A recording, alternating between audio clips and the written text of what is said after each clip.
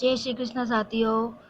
RPSC first grade और RPSC second grade Hindi विषय से जो भी साथी इस चैनल से जुड़े हुए हैं उनका मेरे इस चैनल पर बहुत बहुत स्वागत है। अगर आप मेरे इस चैनल पर पहली बार आए हैं तो चैनल को सब्सक्राइब करें, बेल आइकन को प्रेस करें, क्योंकि इस चैनल पर आपको आरपीएससी फर्स्ट ग्रेड और आरपीएससी सेकंड ग्रेड हिंदी विषय की पूरी तैयारी करवाई जा रही है। इसी श्रृंखला में मैंने सबसे पहले हिंदी साहित्य का इतिहास करवाया जा रहा है। अगर आप मेरे इस चैनल पर पहली बार आए हैं तो चैनल को सब्सक्राइब करें, बेल आइकन को प्रेस करें, ताकि मेरी हर आने वाली वीडियो सबसे पहले आप तक पहुंच सके।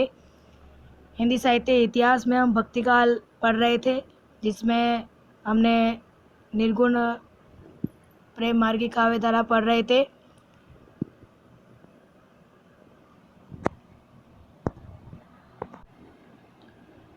जिसमें से हमने प्रेमाख्यान स्टार्ट किया था, जो हम हंसावली, जो प्रथम प्रेमाख्यान था, डॉक्टर नगेंद्र ने उसे प्रथम प्रेमाख्यान माना था, वो हम पढ़ चुके थे। अब हम सेकंड प्रेमाख्यान के बारे में पढ़ेंगे।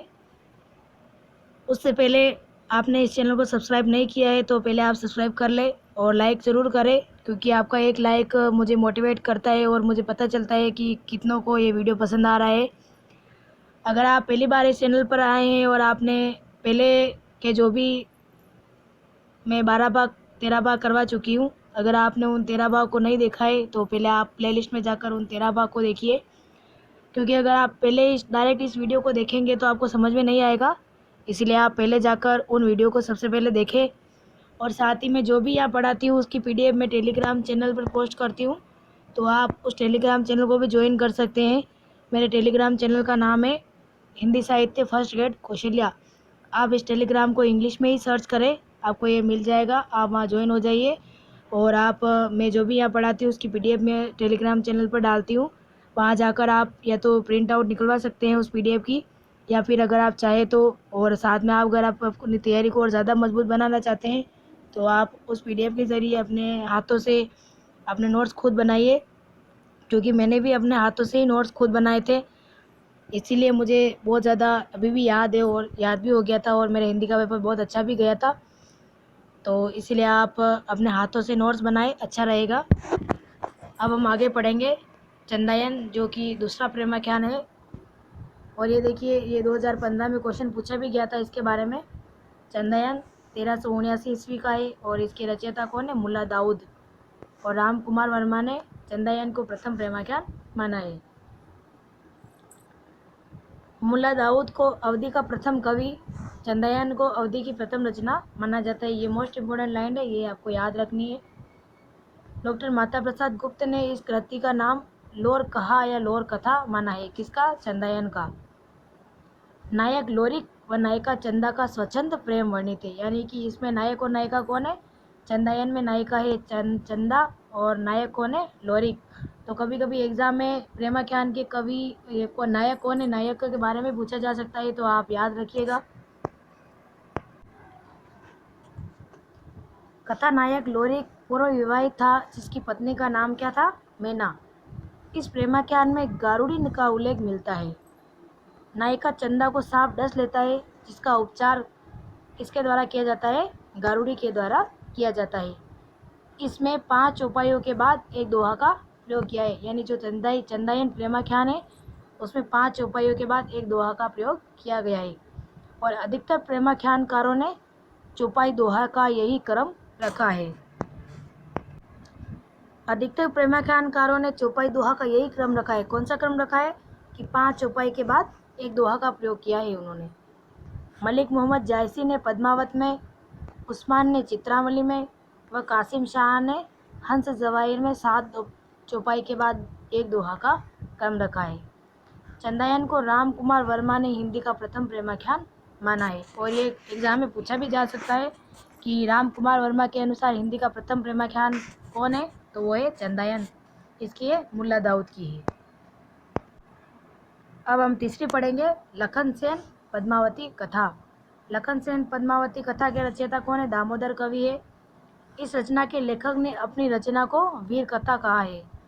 राजस्थानी भाषा में लिखित इस रचना के बीच बीच में संस्कृत के उक्तियों का भी प्रयोग किया हुआ है।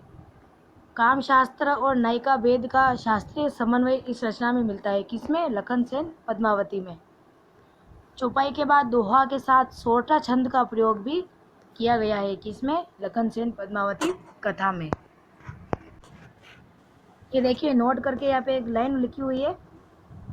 उक्त तीनों ही ग्रंथों का विवरण आचार्य शुक्ल ने अपने साहित्य इतिहास में नहीं किया, क्योंकि शुक्ल जी के समय यह तीनों ही ग्रंथ प्रकाश में नहीं आए थे। कौन कौन से थे? असाहित कृत हंसावली, मुल्ला दाऊद की चंदायन और लखन सेन पद्मावती, जो किसके? दामोदर कवि है।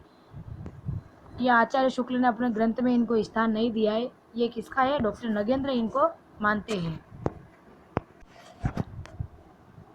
अब हम पढ़ेंगे चौथी सत्यवती कथा, जिसके रचयिता कौन है? ईश्वर दास है। ये 1501 की है और हजारी प्रसाद द्विवेदी के अनुसार सत्यवती कथा क्या है? प्रथम प्रेमाख्यान माना जाता है। और ये देखिए, मैंने यहाँ पे लिखा गया है, पूछा गया है भाषा, डेट, अवधि। तो ये एग्जाम में पूछा गया है कि सत्यवती कथा की भाषा कौन सी है? तो डेट, अवधि है। आचार्य शुक्ल ने इन्हें सूफी काव्य धारा के अंतर्गत स्थान नहीं दिया, क्योंकि इन्होंने राम भक्ति काव्य का भी रचना की थी। भरत मिलाप, अगंध पेच राम भक्ति परक रचनाएं है किनकी? ईश्वर दास की।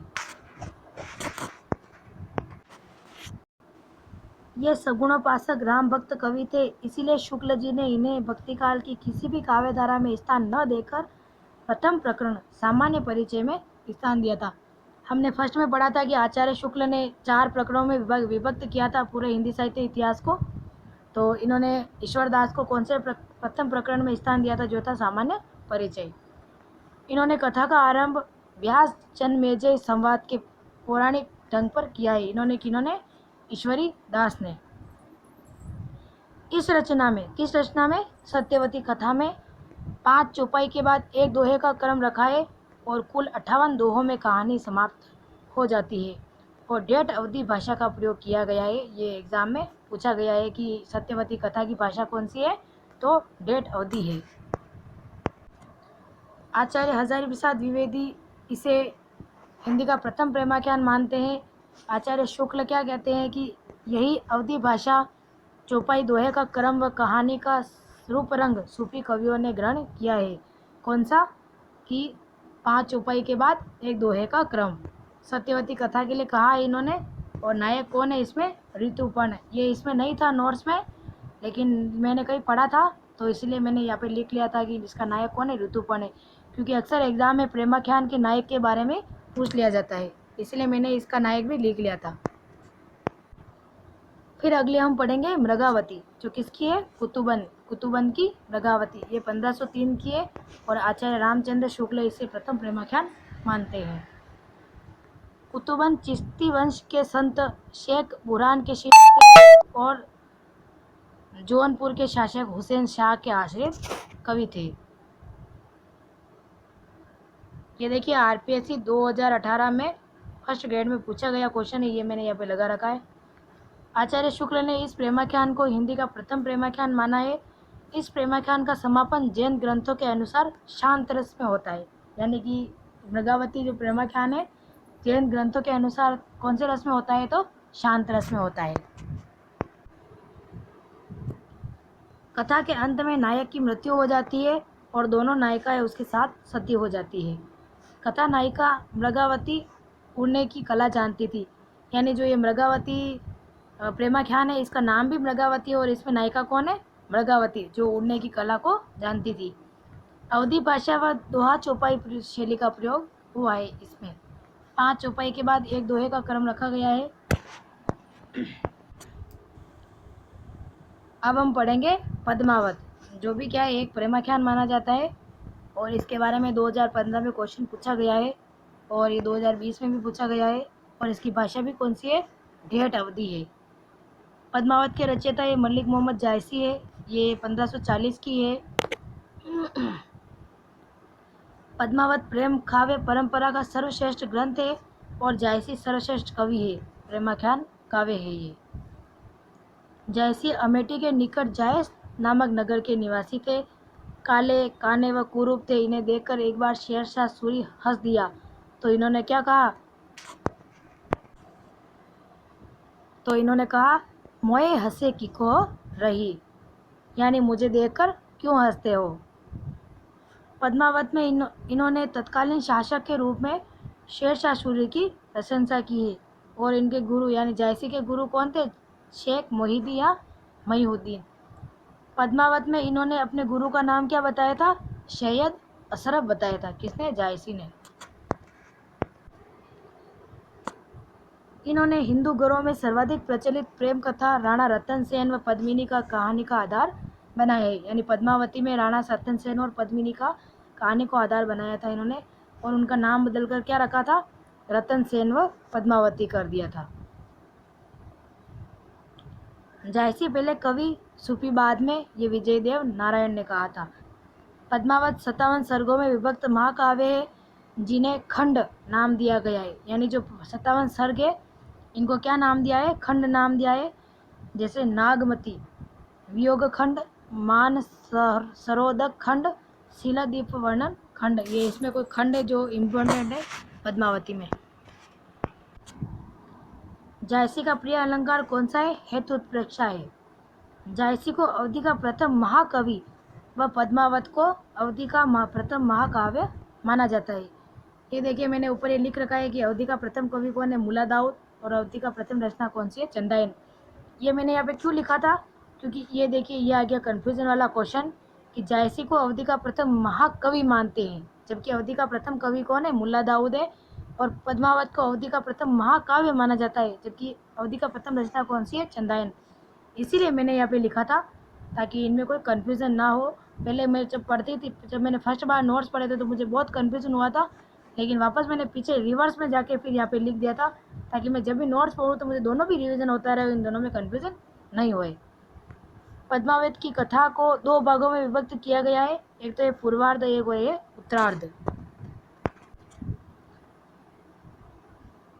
पद्मावत का पूर्वार्ध काल्पनिक है, जिसमें हीरामन तोते का चित्तौड़ आना, रतन सेन के सामने पद्मावती का रूप वर्णन करना, रतन सेन का चित्तौड़ त्याग कर सियल द्वीप जाना, पद्मावती से विवाह कर चित्तौड़ लौटना वर्णित है।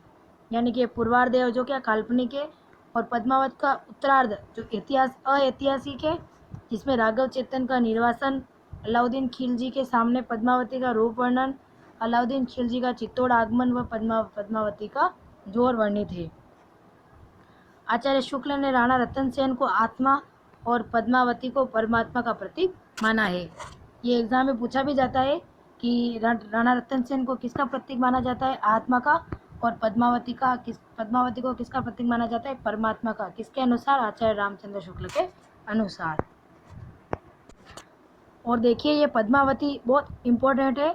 अगर आपने सिलेबस को अच्छे से नहीं पढ़ा है तो आप सिलेबस को अच्छे से पढ़ लीजिए, क्योंकि पिछले सिलेबस में ये सब नहीं था, लेकिन इस बार सिलेबस में साफ साफ दिया हुआ है कि आपको प्रेम मार्गी काव्य धारा में जायसी को बहुत इंपॉर्टेंट पढ़ना है। और जायसी की महत्वपूर्ण रचना ये आती है पद्मावत, तो इसके बारे में आपको हर छोटी बड़ी जानकारी होनी चाहिए। और अगर आपको सिलेबस सिलेबस की जानकारी नहीं है आपको, तो सिलेबस आप सबसे पहले अपने सामने रखिए, सिलेबस को आप रिवीजन किए, क्योंकि सिलेबस रिवीजन करने से ही आपका आधा तो ये जो कन्फ्यूज़न है वो दूर हो जाएगा। आगे हम देखेंगे स्वयं पद्मावतकार ने पद्मावत में अपनी प्रतीक योजना को स्पष्ट किया है, जिसके अनुसार पद्मावत के प्रमुख पात्र व उनके प्रतीक निम्न अनुसार है। इधर तो हम देखेंगे पात्र और इधर हम देखेंगे प्रतीक। राणा रतन सेन किसके प्रतीक है? मन पर प्रतीक है। पद्मावती बुद्धि की प्रतीक है। सिहलदीप हृदय का प्रतीक है। चित्तौड़ शरीर का, नागमती संसार का, हीरामन गुरु, राघव चेतन शैतान का और अलाउद्दीन माया का प्रतीक है। पद्मावत समासोक्ति शैली में लिखा गया काव्य है।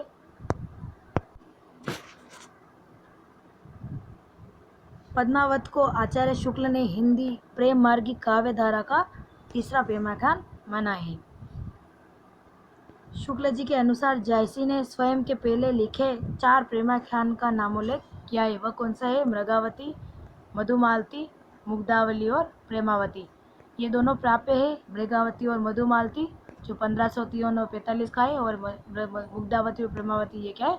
अप्राप्य है। इनमें से प्रथम 2 प्राप्य हो गए हैं और अंतिम 2 क्या है? अप्राप्य है। यानी ये प्राप्त नहीं हुए हैं, तो इनके बारे में हमें कोई जानकारी नहीं मिलती है। पद्मावत के अतिरिक्त जायसी ने अखरावट, आखिरी कलाम, चित्ररेखा और मसलानामा, कहरनामा की रचना की है। और ये मोस्ट इम्पॉर्टेंट है क्योंकि पद्मावत की यानी जायसी की जो भी रचना है, ये अखरावट, आखिरी कलाम और चित्ररेखा, ये तीनों तो अक्सर एग्जाम में पूछी भी जाती है। और ऑप्शन में ये दिया जाता है कि जायसी की कौन सी रचना है या कौन सी रचना नहीं है। तो आपको ये तीनों तो दे देंगे और एक कौन सी दूसरी दे देंगे और पूछ लेंगे कौन सी रचना नहीं है, तो आपको ये रचना अच्छे से पढ़नी है। आखिरी कलाम ने कयामत का वर्णन है। इस रचना में तत्कालीन शासक के रूप में बाबर की प्रशंसा की गई है।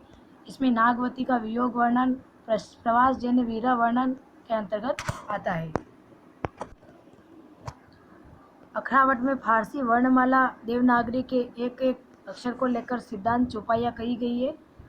अखरावट में ईश्वर, सृष्टि, जीव, प्रेम आदि विषयों पर विचार किए गए हैं। चित्ररेखा एक लघु प्रेमाख्यान है। विजयदेव नारायण शाही ने पद्मावत को हिंदी में अपने ढंग की अकेली ट्रेजेडी कहा है।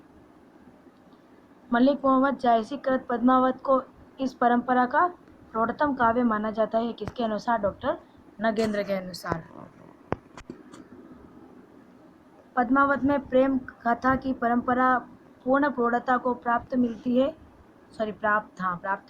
यह उस परंपरा का सबसे अधिक प्रौढ़ ग्रंथ है। किसके अनुसार? आचार्य शुक्ल के अनुसार। शुद्ध प्रेम मार्गी सूफी कवियों की शाखा में सबसे अधिक प्रसिद्ध जायसी हुए, जिनका पद्मावत हिंदी काव्य क्षेत्र में एक अद्भुत रत्न है। आचार्य शुक्ल के अनुसार। हिंदू हृदय और मुसलमान हृदय को आमने सामने करके अजनबीपन मिटाने वालों में इन्हीं यानी जायसी का नाम लेना पड़ेगा। ये किसने कहा? आचार्य शुक्ल ने कहा है। आचार्य शुक्ल ने नागमती के वियोग का हिंदी साहित्य में अद्भुत माना है। प्रसिद्ध पंक्तियां है जायसी की। ओ मन जानी उस कीना, मकुर यह रहे जगत मह चीना, ये जायसी की है। पद्मावतकार ने संसार में अपना चिन्ह छोड़ जाने के उद्देश्य से पद्मावत की रचना की थी। जायसी ने की थी यश प्राप्ति के लिए। हिंदी के प्रथम आत्मकथाकार बनारसी दास जैन अपनी आत्मकथा अर्ध कथानक में लिखते हैं, उस समय में हाट बाजार में जाना छोड़कर घर में पड़े पड़े मृगावर्ती व मधुमालती नाम की पोथियाँ पग करता था। ये किसके लिए कहा था? पद्मावती के लिए कहा था। और ये आरपीएससी 2013 में क्वेश्चन पूछा गया था कि प्रेमाख्यान परंपरा प्रेम मार्गी संबंध रचना कौन सी नहीं है? पर मृगावती थी, मधुमालती थी और माधव कामगंधा थी, और एक रचना थी जो वो नहीं थी। तो मैंने आपको पहले ही कहा था कि ये आपको पूछ लिया जाएगा कि प्रेमाख्यान काव्य परंपरा की कौन सी रचना है कौन सी नहीं है। तो आप इन रचनाओं को अच्छे से पढ़ें, इनके बारे में डिटेल से पढ़ें और समझें इनको और सबको याद रखें। अब हम पढ़ेंगे मधुमालती के बारे में। इसके रचयिता है मंजन, जो 1545 की है। और ये देखिए मैंने यहाँ पे ऊपर लिख रखा है मृगावती। ये क्यों लिख रखा है? क्योंकि ये मधुमालती और मृगावती दोनों में कन्फ्यूज़न था, तो इसलिए मैंने लिखा था कि मैं कैसे याद करती थी, कुतुबन की मृगावती और मंजन की मधुमालती, ऐसे याद करती थी मैं। तो मुझे ये आज भी याद है और याद हो गई थी। और ये मोस्ट इम्पोर्टेंट है क्योंकि दो रचना दी हुई थी अपने सिलेबस में, मधुमालती और पद्मावती। तो ये आपको इनको अच्छे से पढ़ना है। आचार्य शुक्ल ने इसे पद्मावत के पहले की तथा डॉक्टर नगेंद्र ने बाद की रचना मानते हैं। कौन? मधुमालती को। शुक्ल जी के अनुसार पद्मावत के पहले मधुमालती की बहुत अधिक प्रसिद्धि थी। जैन कवि बनारसी दास ने अपनी आत्मकथा अर्धकथानक में स्वयं के द्वारा मधुमालती और मृगावती को पढ़े जाने का उल्लेख किया है। इस प्रेमाख्यान में दो प्रेम कथाएं समानांतर रूप में चलती है। मुख्य कथा मनोहर और मधुमालती की है। मधुमालती दो प्रेम कथाएं के बारे में, उपकथा ताराचंद व प्रेमा की है। सामान्यतः प्रेमाख्यानों का नायक बहुपत्नीवादी होता है, किंतु यह प्रेमाख्यान इसका अपवाद है। कौन सा? मधुमालती। अब हम पढ़ेंगे डोला मारूरा दुहा। ये भी एक प्रेमाख्यान माना जाता है जो कुशल लाभ का है और कलोल भी आ सकता है। इसकी गणना आदिकालीन लौकिक साहित्य में भी की जाती है। ये हमने डोला मारूरा दुहा लौकिक साहित्य पढ़ा था जब आदिकाल का, तब भी हमने देखा था डोला मारूरा दुहा। ये प्रेमाख्यान भी है और लौकिक साहित्य भी माना जाता है। डॉक्टर नगेंद्र ने इसे शुद्ध प्रेमाख्यान न मानकर रोमांस काव्य माना है, क्योंकि इसमें वर्णित प्रेम विवाह पूर्व स्वच्छंद प्रेम न होकर विवाहोत्तर प्रेम है, केवल दोहा शैली में लिखा गया है। क्या? डोला मुहावरा दोहा। अब हम पढ़ेंगे माधवानल काम कंदला। ये दोहा चौपाई और सोरठा में लिखा गया है। इसके रचयिता है कुशल लाभ। और देखिए मैंने गणपति क्यों लिखा था, क्योंकि ये एक एग्जाम में पूछा गया था और उसमें गणपति ऑप्शन दे रखा था, तो इसलिए मैंने ये गणपति लिख लिया था। तो कुशल लाभ और गणपति दोनों आ सकता है, आपको ध्यान रखना है।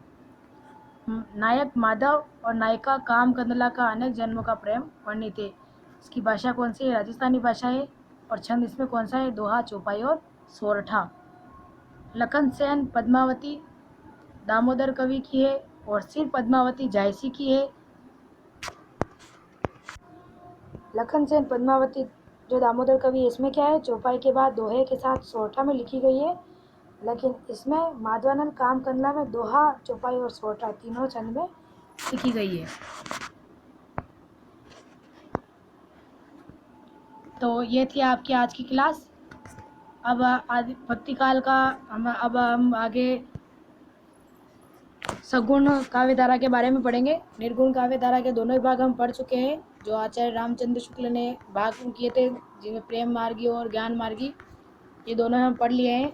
अब हमारे सगुण भक्ति काव्य धारा चलेगी, जिसमें हम राम भक्ति काव्य धारा और कृष्ण भक्ति काव्य धारा के बारे में पढ़ेंगे।